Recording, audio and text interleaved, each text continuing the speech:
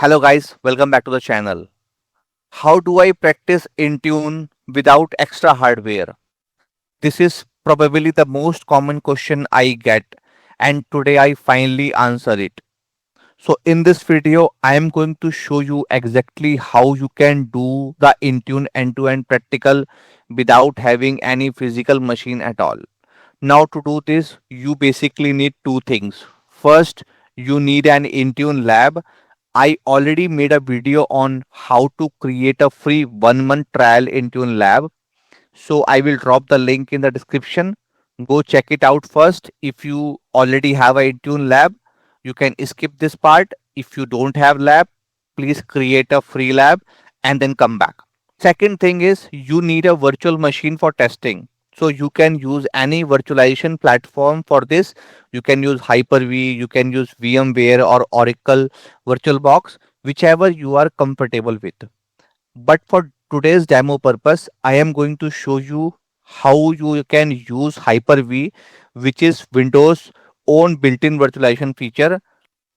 Now, before we start, there are two prerequisites that you need to take care of. So the first one is you need to enable the virtualization from your system BIOS settings.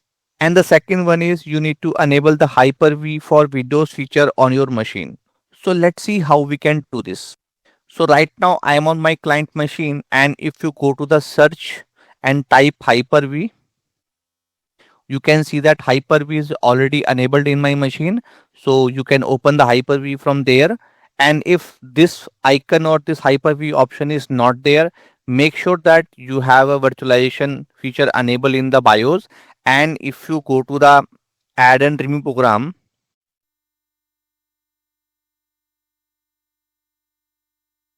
and go to the Windows feature turn on or off, you can see that here in this option I have an option called Hyper-V. And if you are not able to see the Hyper-V in the Windows feature option, it means you are not running your Windows 10 on a supported edition. So when you are running the winver command,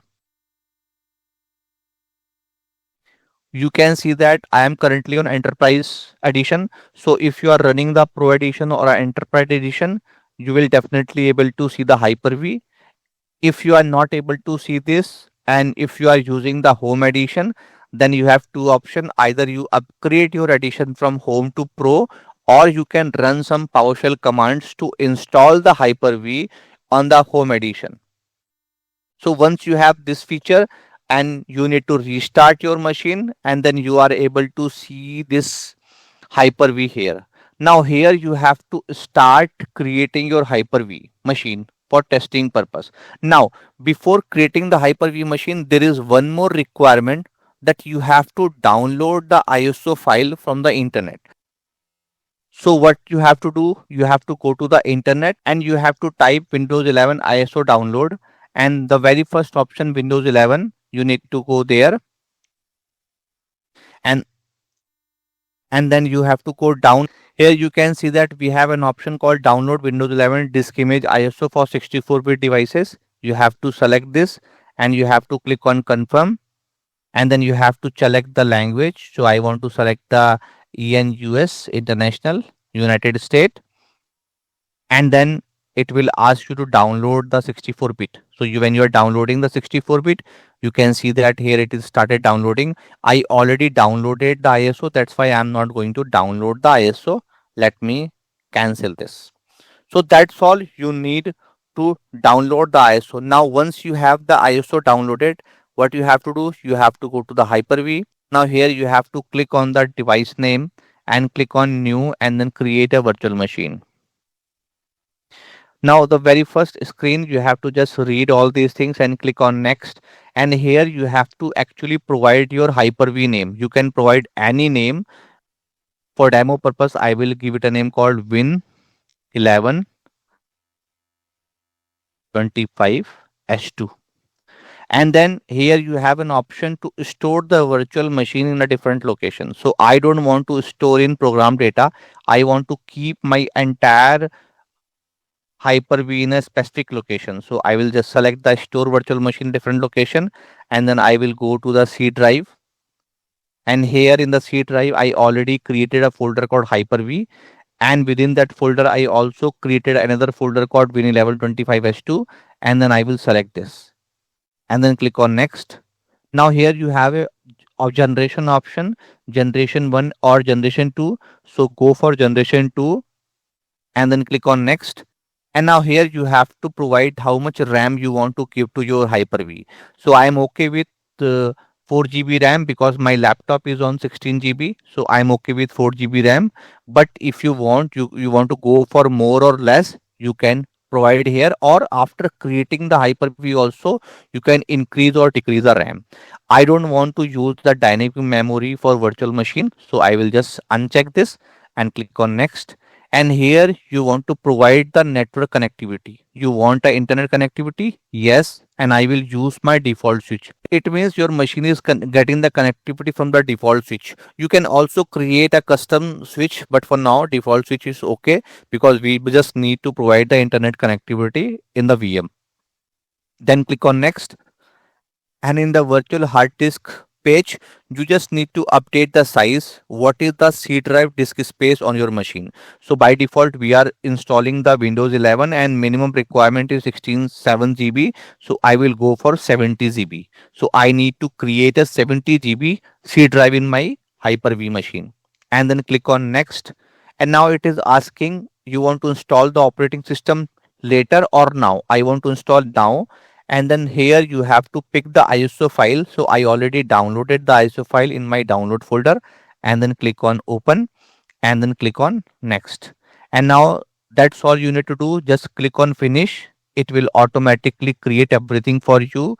And in a minute, you can see the Hyper-V is now created. Now, before running the Hyper-V, we have to go to the setting option, and we just need to enable few more things. In the security option, make sure that you enable the trusted platform module, and in the checkpoint you can make sure that you disable the automatic checkpoint, because it will consume more space on your machine. Whenever I want to take the backup of my VM, I can do by myself. And you can later change your RAM or also, that's not a problem. So that's the two basic thing you want to do in your machine setting. And then click on apply and click on OK. And now you have to click on start,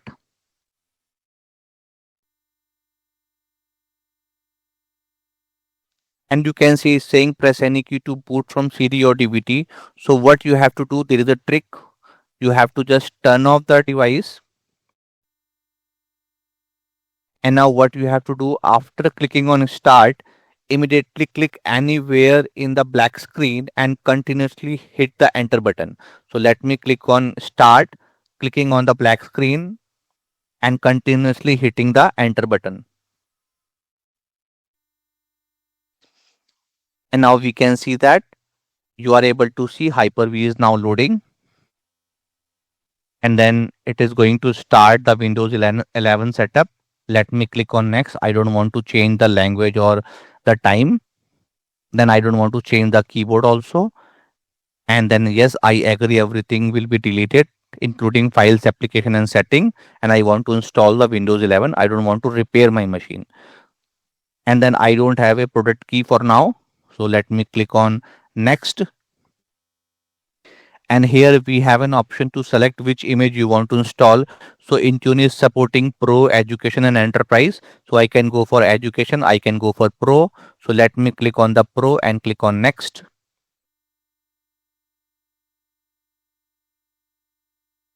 And then click on accept the license agreement. Now here it is asking you to create a partition. So for now I will not create multiple partition. I will just click on next, and it will automatically create a C drive partition, and then click on install. And now we can see that it started installing the Windows 11.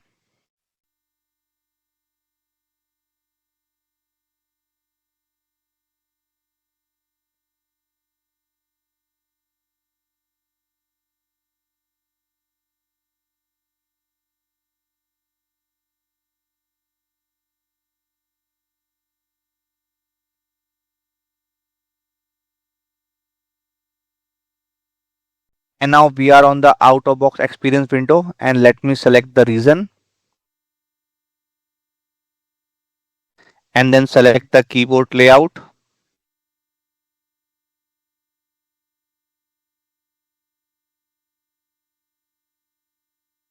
And then you have to select I don't have a internet,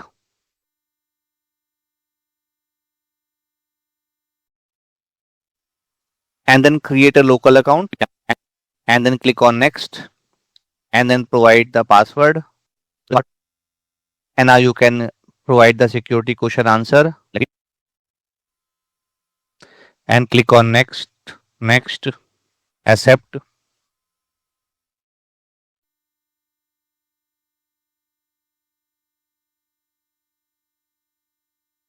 And now we can see that we are able to log in on the machine, and you can use this machine for testing purpose. So I want to enroll this machine in Intune for my next video. So let me do in front of you.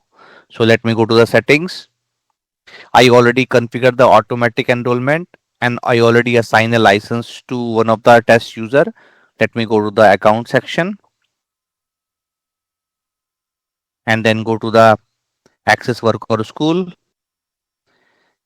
And then I want to join this machine to enter ID. So let me click on connect.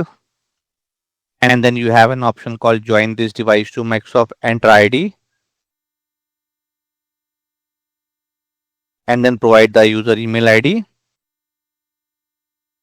And then provide the password.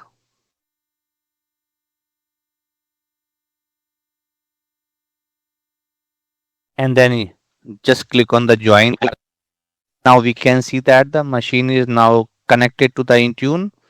And now you can use this machine for your testing purpose, create your application, deploy policy, deploy settings, deploy Windows Update, and whatever you want to test, you can use the Hyper-V to test this machine without needing a separate hardware.